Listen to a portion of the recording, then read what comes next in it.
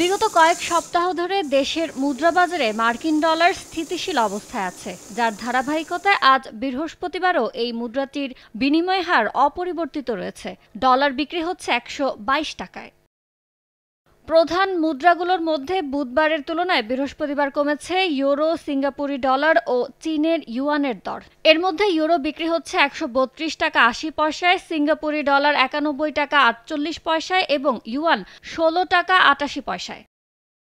বাংলাদেশ ব্যাংকের তথ্য বলছে, এদিন দেশের মুদ্রাবাজারে বেড়েছে পাউন্ডের দাম। পাউন্ড প্রতি বিনিময় মূল্য 158 টাকা 11 পয়সা।